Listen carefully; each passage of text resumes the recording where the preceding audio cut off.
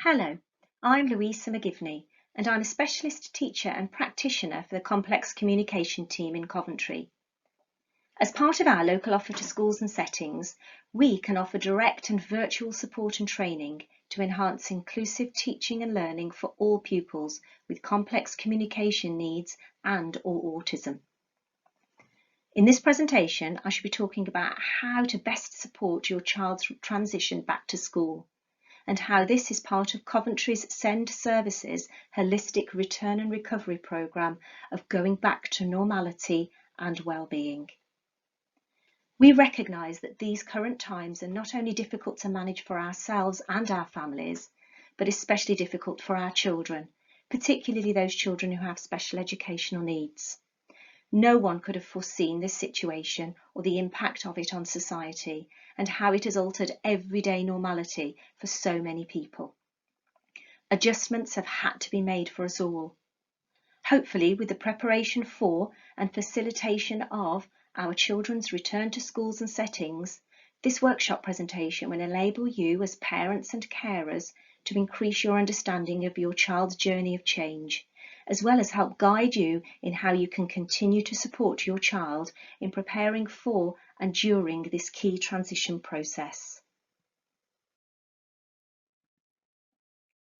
The aims of the session today are to develop a shared understanding of some of the difficulties experienced by you and your child during the COVID-19 pandemic, to increase your confidence in effectively supporting your child during this uncertain and unpredictable time, and to build up a bank of ideas and resources that can be used to support your child transitioning from the home environment back into their school or setting. All of you will know your children, their needs, strengths and differences, those qualities that differentiate them from others. And because of this, you will also have a good understanding of how your child will cope in the forthcoming weeks and months during this transition back to school time. I'm hoping to build on the already embedded knowledge and skills you have in supporting your child, both at home and during their subsequent move back to school. Suddenly, daily routines have evaporated, and with it, any known daily routines in school and in the curriculum for learning.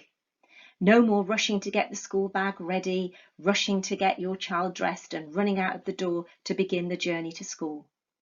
For most children, their daily goal in going to school is not just to learn, but to see their friends, teachers and other support staff, and to feel a sense of self-worth that a peer group and school can offer.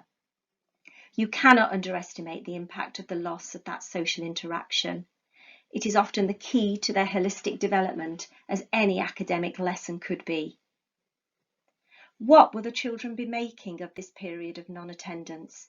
What worries will your children have, because grown-ups have now stopped them going to school indefinitely? School will look and feel very differently when children return, and each child will need varying levels of preparation and support to be able to manage and adapt effectively.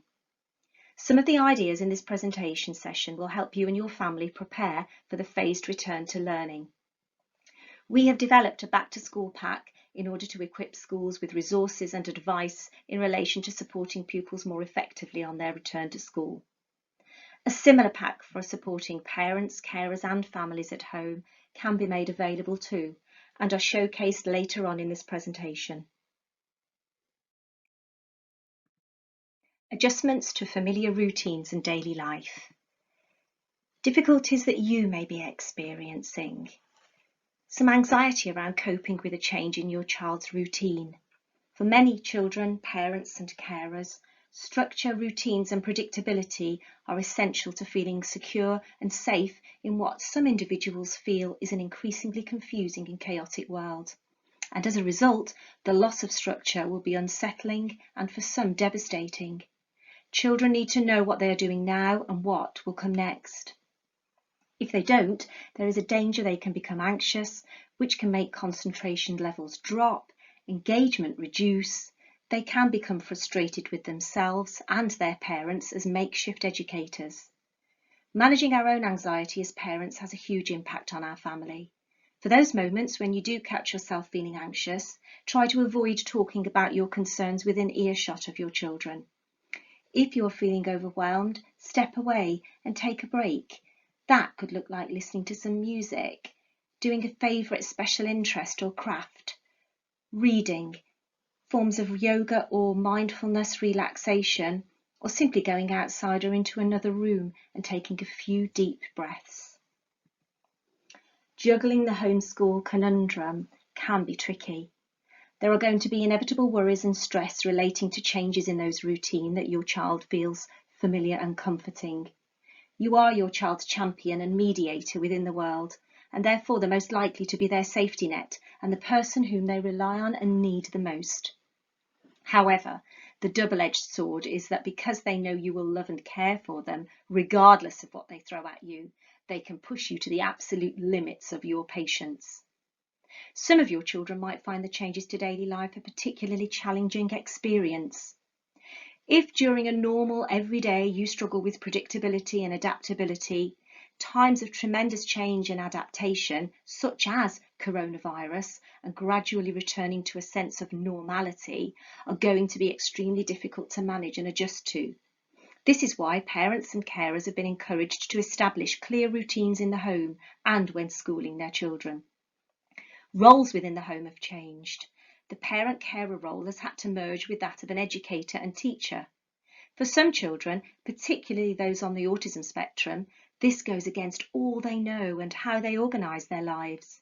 For example, how they compartmentalise the home and school environments.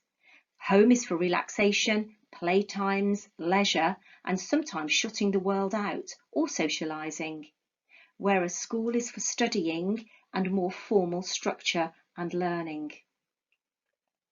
Old and new routines. For some children, this is going to be another significant change for them to understand and adapt to and manage.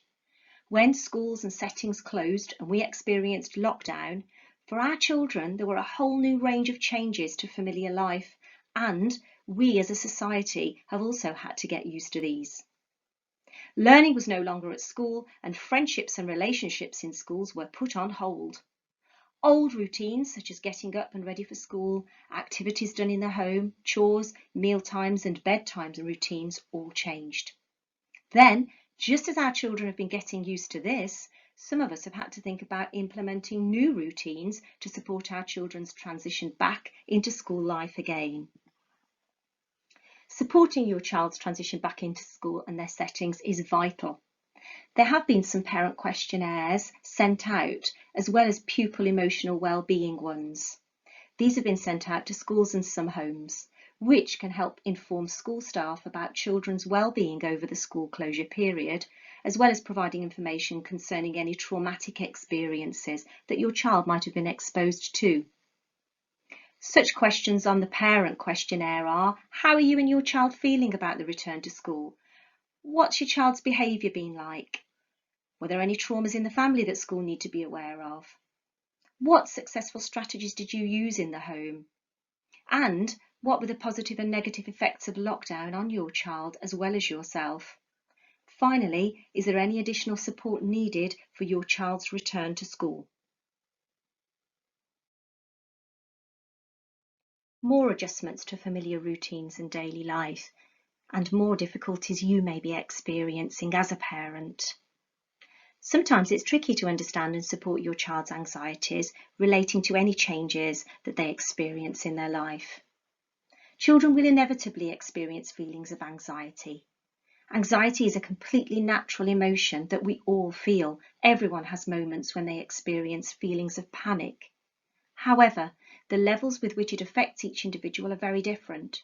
For some children, particularly those on the autism spectrum, or those with social and emotional difficulties or ADHD, a change to what they know and like can be catastrophic and life-changing to them.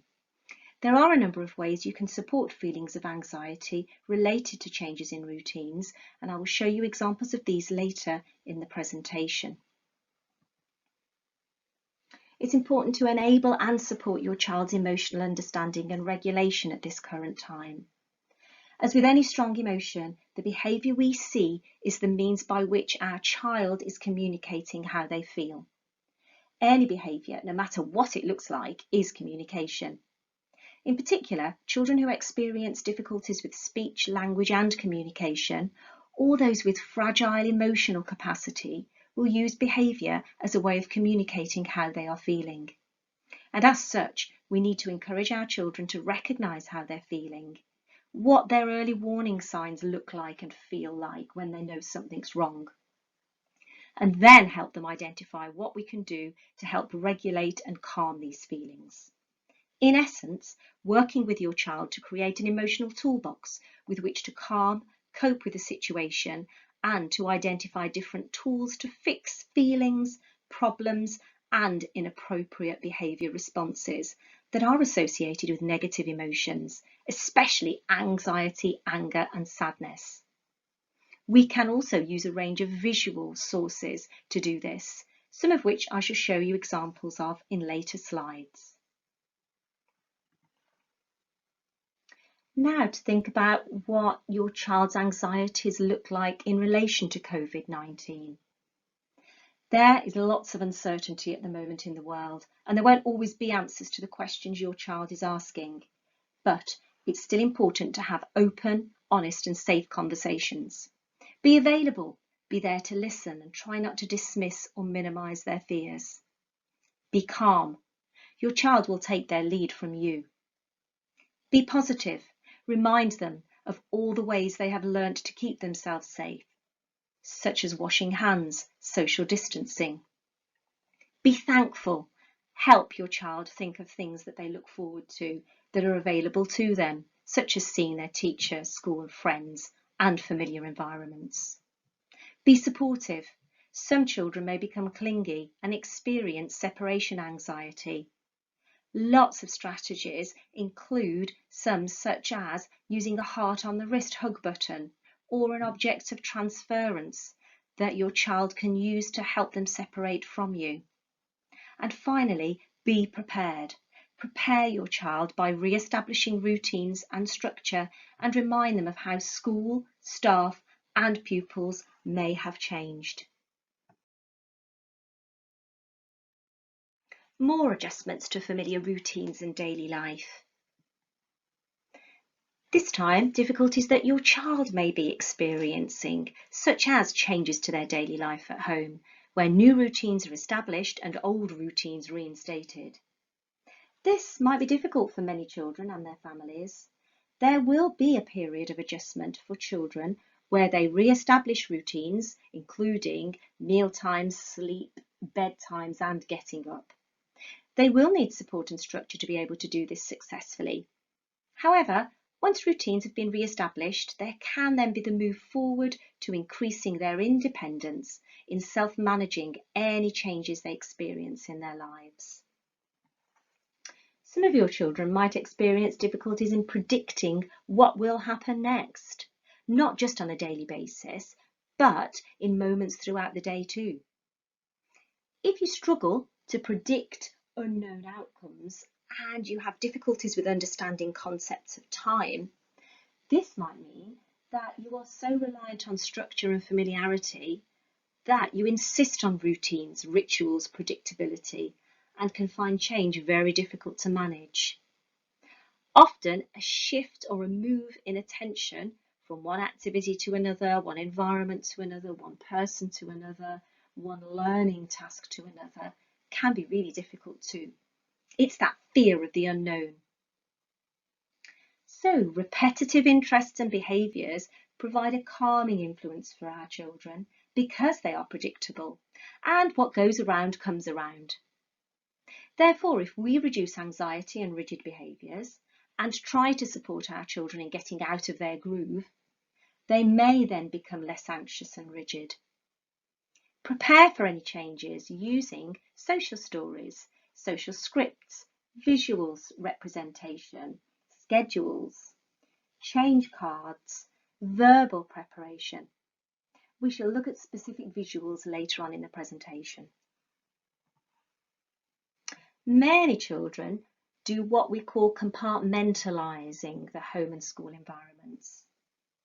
This is often because in order to retain order and an element of control over their environment, some of our children may choose to view and manage the school and home environments as two separate entities. What is done in their school stays in school, and what's done at home stays at home. They may do this as a way of organising these aspects of their life as coping mechanisms. So they are, in essence, in boxes. Home in one box, school in another. Two areas of their life boxed up to systemise and organise each.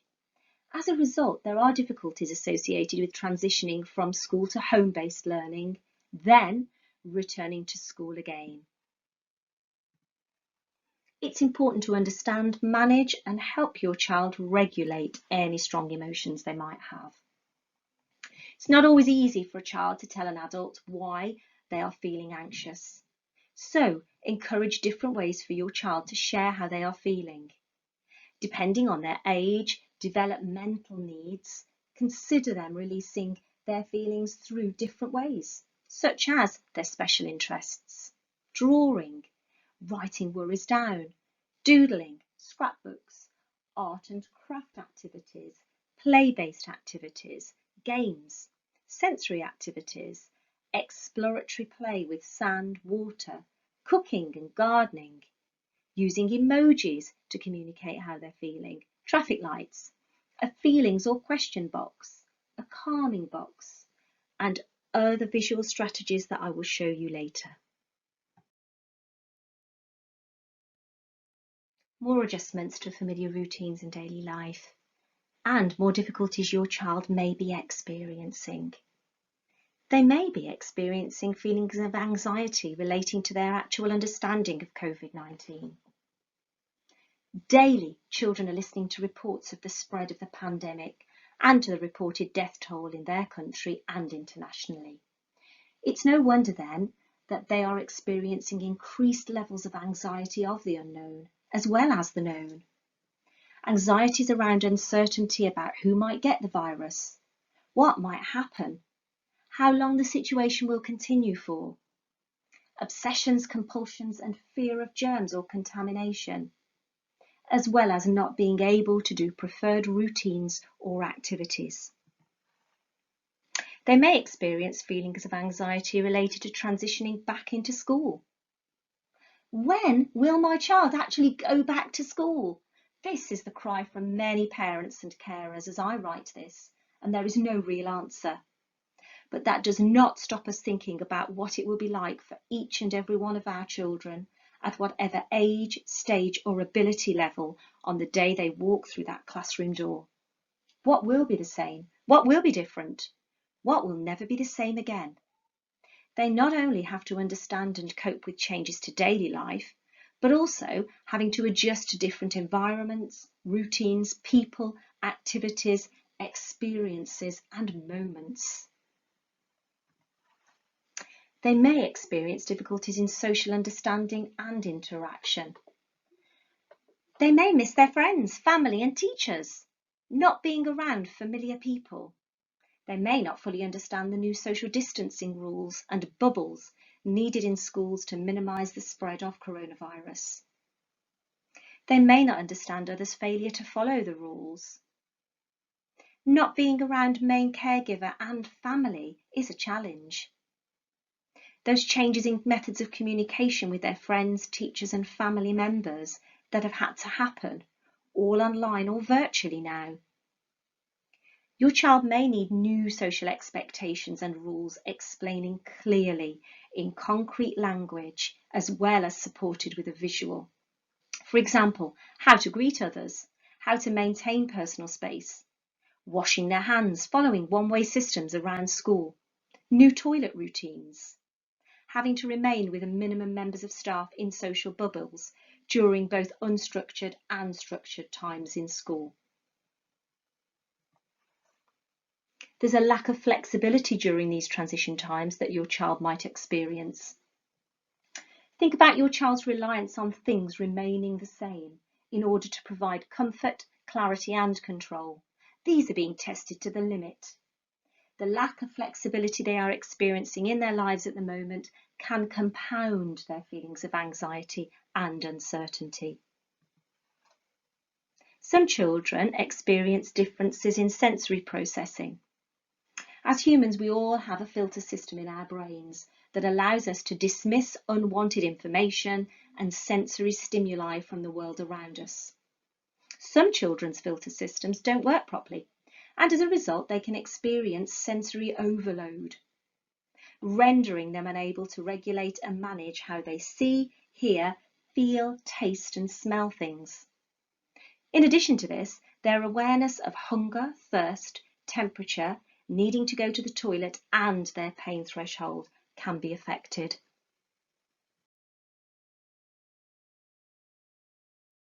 Thinking about supporting and managing your child's emotional understanding and resilience. It's so useful for all our children to see that adults make mistakes or have strong, difficult feelings, and that we can bounce back from this. And for them to see that strong feelings are normal for us all to have. But it's the way we recognise and acknowledge these feelings, how we identify our early warning signs and triggers to these strong emotions, and then find coping strategies to help manage these negative feelings that your child needs to be taught with your help. When things start to go wrong, we all need to have a plan B, C, D, E, F, G. As you teach your child to recognise their own emotions, they will be able to notice that things are not going well, how their body is feeling at this time, and then remove themselves from the situation and use a calming activity. There are a plethora of emotional understanding, management, and regulation strategies here. Some of them are simple emotions mats. Some of them are more complex, such as emotions toolboxes. Some of them are visuals in order to help your child communicate their feelings. Some are emojis, lots of games and activities that children can relate to. Communicating feelings is important through emotional check-ins. Calming ideas in order to pull together that emotions toolbox are always useful. And the transporters for our early years children who need that basic knowledge of emotional awareness. These can be found in the parent pack that I will be creating and sending out to those of you who require. There are a number of useful resources here, such as various documents and web links. Please feel free to explore and to contact, as these will be really, really useful in helping you support your children. There are a number of ways in which you can continue to support and manage your child's emotional regulation. So this is ensuring they stay in a low arousal, calm state of mind. A lot of it is scaling and regulating visually how they are feeling. It's about ensuring that they understand how quickly they can go from feeling good, feeling calm, up through to red, out of control. It's about helping your child recognise what is their problem, how big is that problem, how they can regulate their emotional responses. In addition to this, there's some self-calming techniques and many, many more resources linked to encouraging your child to self-regulate. These are available from me and certainly will be in the parent pack, but feel free to have a look around the slide. All children are different, however, many will have difficulty during this time with anxiety. This is something we can all relate to. We're designed to feel anxious and this often keeps us safe. From loss emanates three significant dynamics that can impact majorly on the mental health of our children. Anxiety, trauma, and bereavement are powerful forces. For them all to appear at once in an untimely and unplanned fashion is significant for the developing child. Our children are vulnerable at this time and their mental health can be fragile. And on top of that, they are witnessing a sea of adult anxiety, which they are unwittingly absorbing. The suddenness of it all may induce panic attacks, a loss of self-control, anger, anxiety, insecurity, as the child feels their own understanding no longer informs their personal judgments. These losses of routine, structure, friendship, opportunity and freedom can trigger the emergence of anxiety, trauma and bereavement in any child. The overall impact cannot be underestimated. There are a number of ways with which to identify and manage your child's anxiety. The first is to look at those times when their anxiety levels fluctuate and change. Do they become more anxious at certain times? Can you identify what happened just before the behaviour changed? The next thing is, can you help your child spot these feelings and the effects they have on their bodies? Do they become hot? Do they feel sick? Do they have a headache? How does their body change as their emotions change?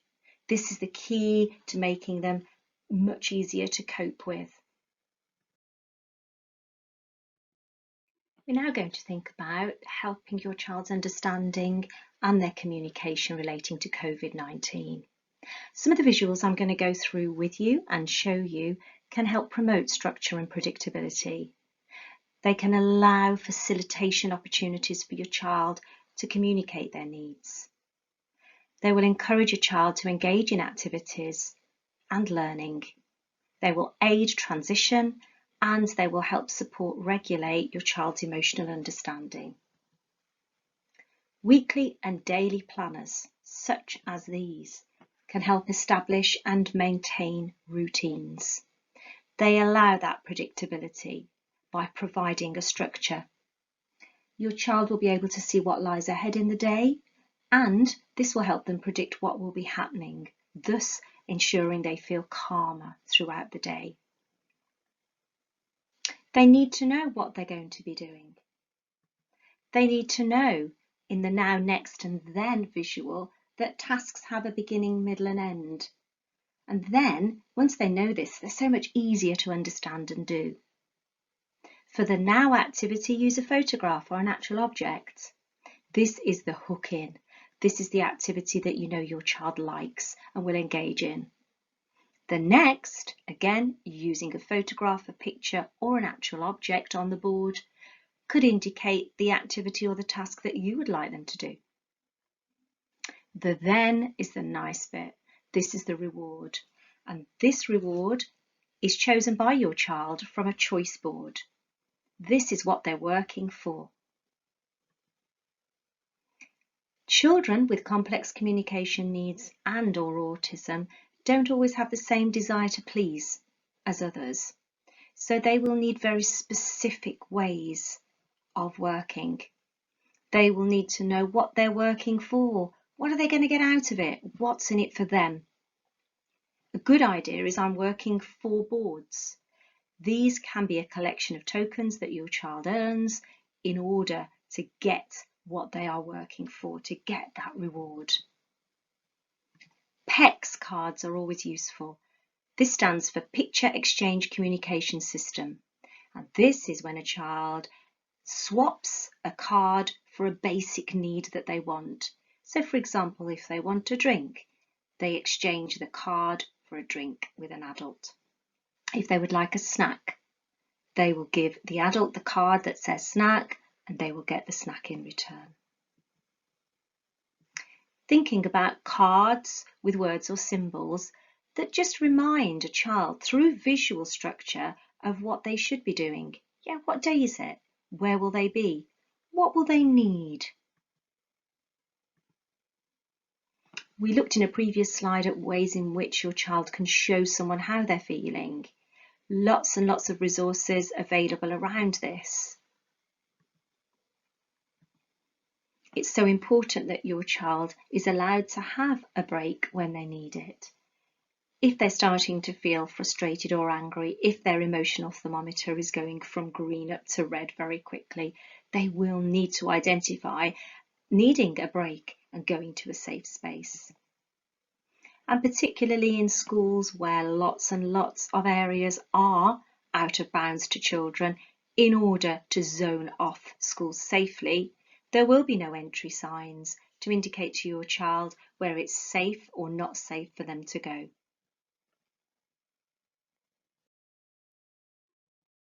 Some more visuals to help support your child's understanding of the COVID-19 situation.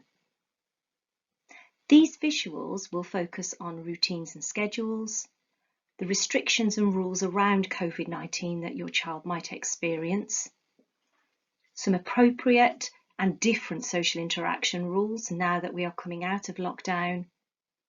And of course, everything underpins your child's social and emotional understanding, their resilience and their regulation. So thinking first of all about home routine timetables. Chores are part of everyday life, hopefully, and your child will need to establish these routines still. Some visuals will show what's going to happen in the morning, the afternoon and the evening. Think about using timers appropriate to your child's level of understanding so that they know how long they're going to spend doing a learning activity before they get some choice or reward time. This will not only help with their awareness of time, but it will also prepare them for changes between their activities. It's so important to work with your child to prepare them for the home to school, school to home experience. We have visuals that can help show a child the days that they're going to be at home and the days they're going to be at school, and which part of days they're going to be at home and school too, such as the morning or the afternoon. It's so important that we continue to encourage our children to remain vigilant around personal hygiene. We use a lot of visual structure in order to remind our children and teach them about hygiene practices such as washing hands correctly. In addition to this, there are going to be social distancing rules still. Although they're changing from 2 meters to 1 meter apart, this is still going to be important for our children to remember, particularly when they're in school or they're starting to go out in public. This visual will remind them of this rule. As mentioned previously, children need to be able to rate how they are feeling. They're going to be able to need to show themselves and you just how their anxiety levels are rising and falling. And of course, as we talked about earlier, it is so important that we continue to work with our children to help them express and communicate their emotions, as well as help them regulate them.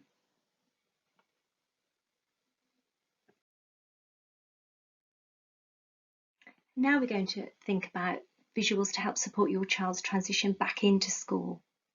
So it's about preparing them for that journey, supporting their concept of time and predictability to ensure that routines still go on, to give them opportunities to reflect on their own experiences, to consider their self-awareness and their self-esteem, who they are as a person, as a unique individual, as well as thinking about creative and imaginative well-being and support.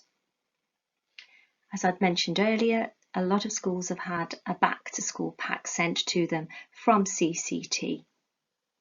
And some of the things included in this pack are a countdown to school visual. These can be put into the parent pack too. It's a countdown calendar that shows your child visually how many days they can tick off or cross off until it is back to school. This will be particularly useful for those children who are on part-time timetables, as well as those going back. Social stories and social articles, we're going to look at these in more detail in our next slide. There are a number of social stories that CCT have written for children in schools that I'm happy to be able to provide in the parent pack. Weekly and daily planners. There are some published creative stories such as Little Elf and the Flowers of Hope and Bravery. Serpentine and the Magic Bubbles is another one. There's a website called Swan Webinar, that's SWAN, by Pookie Knightsmith, that's POOKIE Knightsmith, which provides information about supporting safe returns to school. And Carol Gray has written a book called Someday, A Story of Hope for Children, which is available to download electronically. Schools in Coventry, secondary and primary, have been provided with time capsules so that they have the opportunity to reflect on their own experiences through this time. As underpinning everything, it's about continuing to provide opportunities for emotional support and well-being for our young people.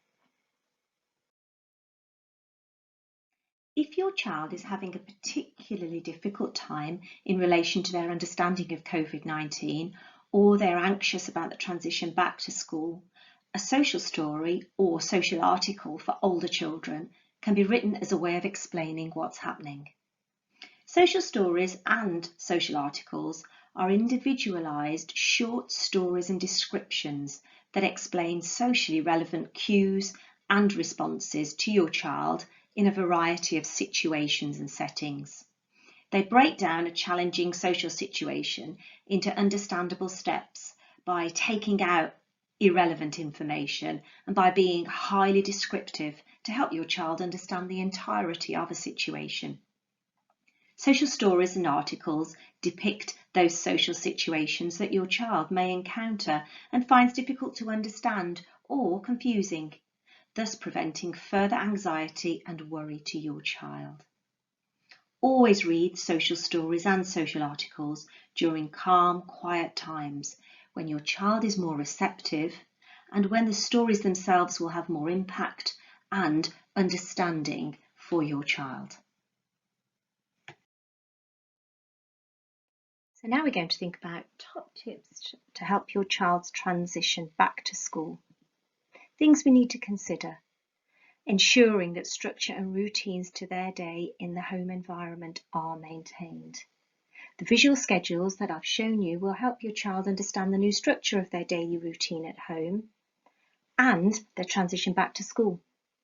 It is appropriate to include limited screen time within the daily schedule, but be sure to provide transition warnings and visual countdowns when transitioning from highly preferred activities. Try re-establishing daily routines that were embedded pre-COVID-19 restrictions, such as waking routines, eating, study routines, exercise, bedtime, play routines. Try to re-establish expectations for your child's learning and engagement. It's really important that they understand that although they've been learning at home lots of different and valuable things, they will be going back to school to continue with their more formalised learning. Ensure that you are always available for your child. It is really hard to be a working parent or a stay-at-home parent and have your child at home rather than at school. It's busy, it's stressful, but it's so important to maintain those effective communication systems. It's also important to normalise worries and anxieties. Assure your child, reassure them that it's okay to feel anxious during this time, but this is what they can do about it. Support their emotional well-being by ensuring they have opportunities to communicate how they are feeling. Acknowledge strong feelings they have.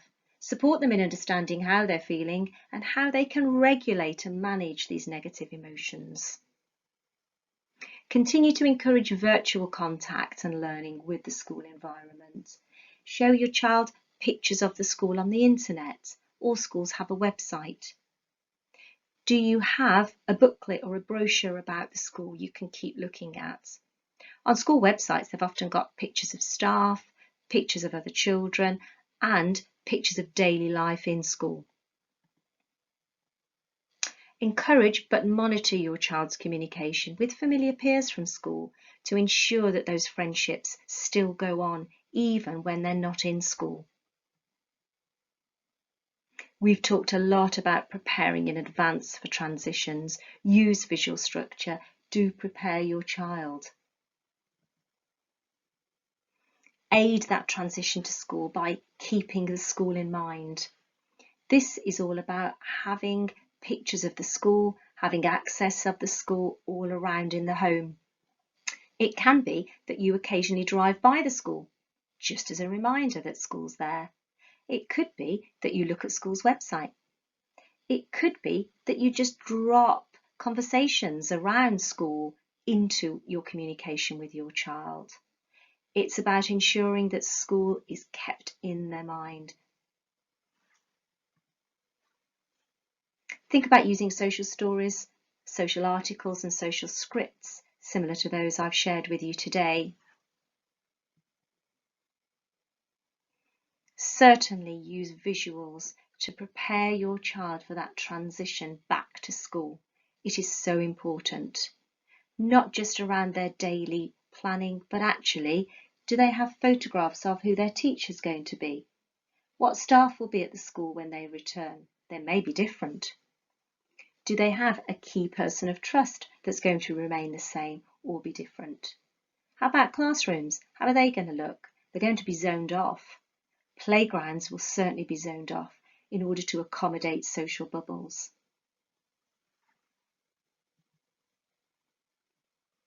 Continue to ensure that the transference from home to school is there. Ensure that those familiar routines, both in home and in school, are embedded. This is so important for your child. And probably most importantly, reassure your child that things should get better. They will get better, and that normality will return very soon. Some more top tips to help your child's transition back to school. Here I've included some useful websites and videos for you to have a look at. These are excellent and they are highly appropriate for all children of all ages. Some of them might be better for children who are older and will understand things a little easier than our younger children who may be more reliant on cartoon and visual representation. Have a look through and see what you think. This part of the presentation is going to focus on a child's transition from primary to secondary school setting. We all want for our children a smooth and successful transition from their primary school. It is an incredibly scary time for some children. In this section, we're going to focus on how you can help prepare your child for this transition in their life. We're going to focus on 5 areas of adjustment, the first being social adjustments that your child will need to be making. You can facilitate all of these through your support. Find out who is going to the same school as your child. Will it be familiar peers? Will it be friends? Or are they going to a completely new school where they won't know anyone? It's really important that they know who is going to the same school as they are, because that person of familiarity can be a source of comfort for them. It's who they know. It's who they are familiar and feel secure with. A lot of schools provide a circle of friends or a buddy system. At the moment, this will have been done virtually through Google and Microsoft Teams. However, if you can encourage your child to do this virtually, when they eventually get to school and meet their friends face to face, things will be so much easier for them, having already met them through screen. Some schools are providing safe e-buddies and friendly face videos for students to access. Some of the e-buddies will talk about school, some of them will talk about themselves, and they just give that open door for our children to be able to access, to know what they're going into. Some parents might think about strategic socialisation. A lot of parents have to engineer social interaction opportunities for their children. They have to engineer those friendships. This is okay. It's about providing opportunities to expose our children to socialisation. As shown in the previous slide, think about using a countdown calendar so that your child, with your support, are counting down the days to school, so they're very much aware of what will happen and when it will happen. The second area of adjustment we're going to look at are the adjustments made in the environment. It's important to practice the journey to and from school. Some of your children will be walking to school because you live a short distance from the place. Some will be going in a car, some will be going on coach or bus. It depends completely on your preference and what you feel your child will be able to cope with. Make sure you practice the journey with them so that they know little landmarks along the road, so that they're aware of familiar signposts and places. This will help them remember where they're going and certainly help them with the route. Can you draw the route with them at home and write down and make note of some familiar landmarks that they might come across? Almost mapping their journey out for them, but using visuals too.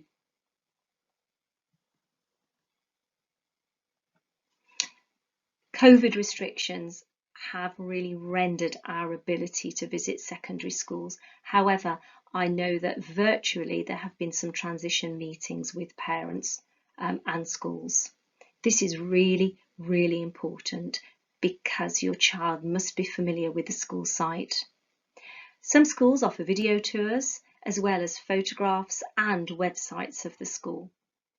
There's often now Facebook, Instagram and other social media links to the school that are accessible for you and your child.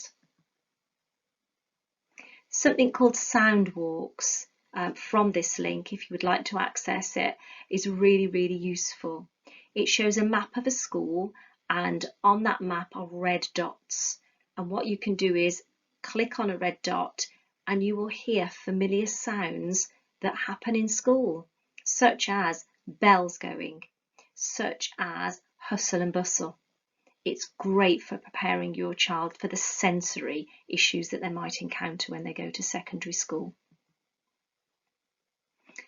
Nowadays, we can look at maps, Google Street View, to see where the school is in relation to other buildings and where the child lives.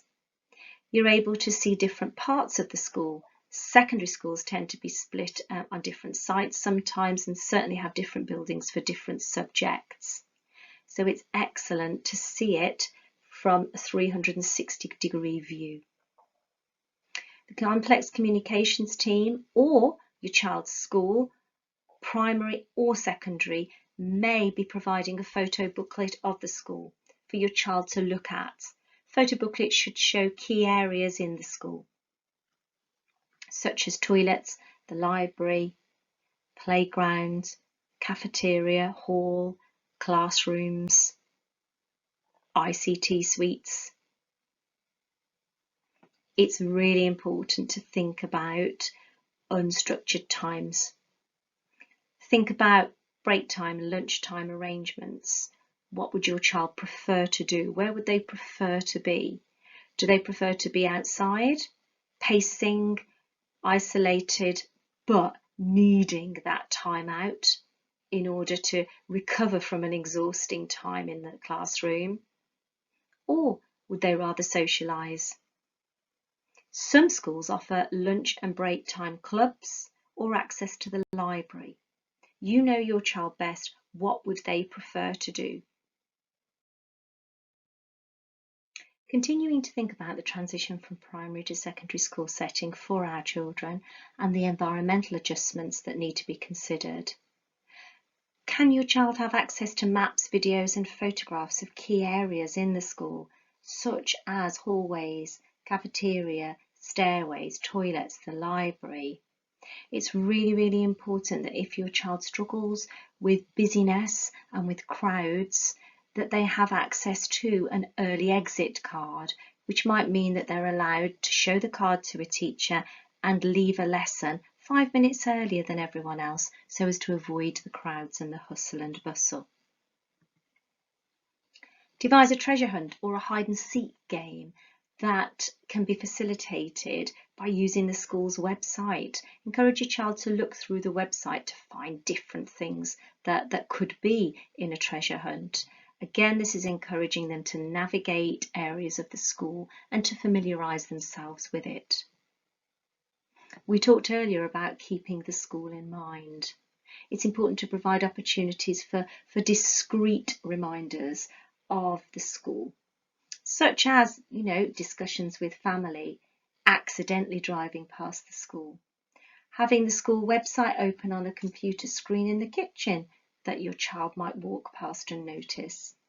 Having the school's brochure just propped up in the lounge on the table. Have the uniform, shoes, bag, equipment discreetly placed around your home environment in order to prepare your child gradually for this transition. Use the obvious. Have those direct conversations about the school. Identify what your child is looking forward to, what they're excited about, as well as what their worries might be. Now we're going to look at the adjustments that can be made through the curriculum. There have been opportunities for some children that schools have enabled for virtual learning through Google Classrooms, through interactive lessons, Zoom and Microsoft Teams. If you are not sure whether this is available, ask the school, look on the school website. There have been videos of key staff and pupils demonstrating how to use planners and timetables. In the current climate that we're living in, so much learning, so much information is being shared electronically and virtually. It is so important that this continues. We mentioned uniform earlier. Are there any concessions that your child might be able to have around uniform? If they are tactile defensive, if they don't like certain materials and textures on their skin, if they make them incredibly uncomfortable, would school consider any slight variations to the school uniform? Have the uniform around. Take the child with you when you're trying on the uniform. If they like the feel, that's okay. Cut labels out if they don't. Oversew seams if you need to.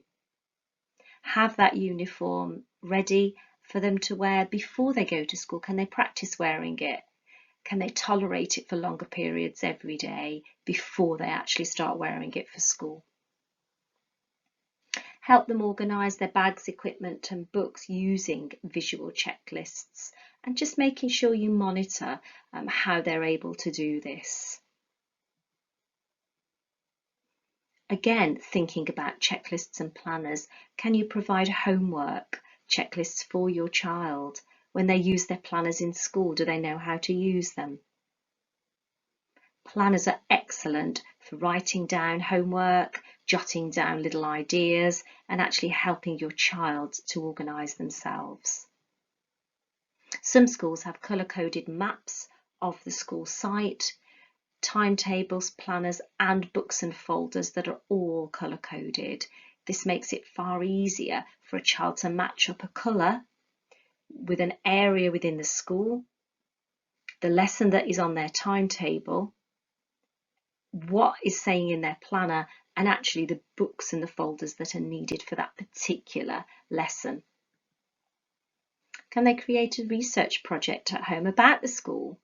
This will encourage them to familiarise themselves in a lot more detail around the school.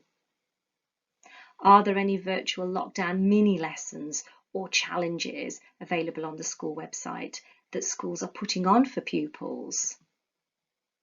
And thinking about emotional adjustments. Again, the common thread throughout the whole presentation is encouraging children to share any thoughts, feelings and anxieties with you safely.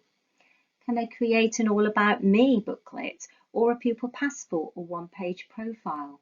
It can be a simple and easy flyer that contains information about your child and includes things such as what your child likes, what your child struggles with, what they respond to. Ensure that you continue to use objects of transition and transference for your child. So many of our children will experience separation anxiety from you, as well as the daunting thought of going to secondary school. Can they have a discrete object that reminds them of you, such as a small piece of fabric with your perfume on it, or your body spray on it, or just the smell of your washing powder? You know, not to sit there with all the time, but just to have in their bag if they feel they need some reassurance.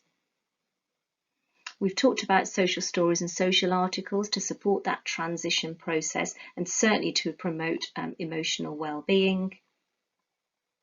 Is there a key person of trust available within the school that your child can access for those check-in times? It doesn't have to be throughout the day regularly. It can be morning, lunchtime, or after school. It can be just after school. Sometimes it's nice to check in at the end of the day with someone in school just to unpick any issues that might have occurred before they come home.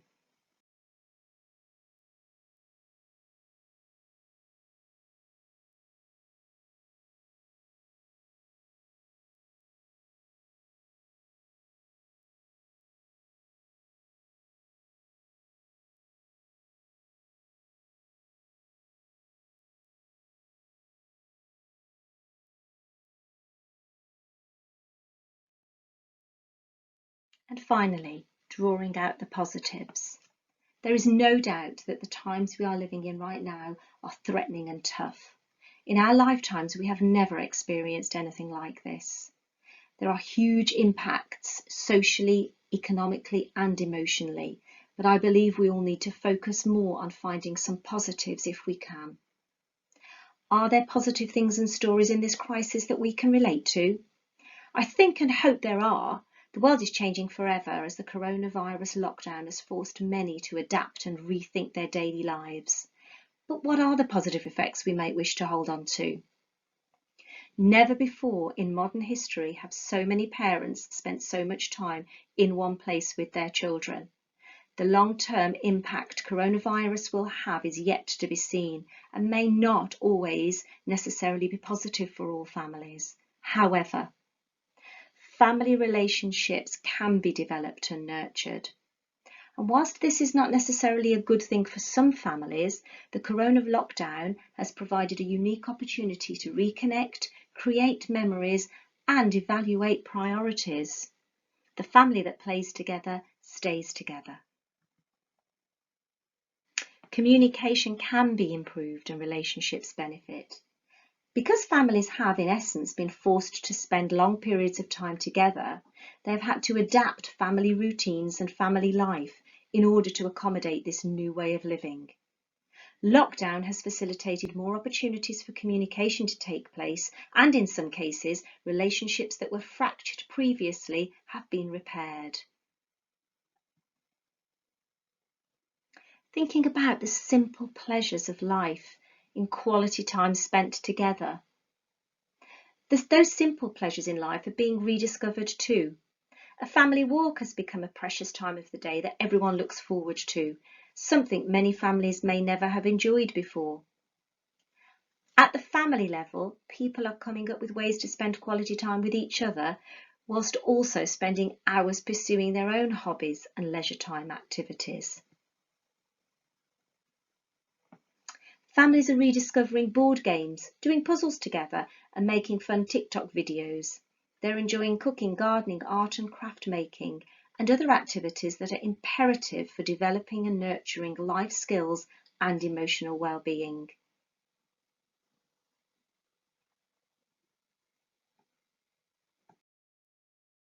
And finally, small things can make a big difference.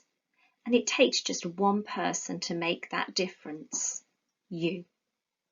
Thank you very much for listening.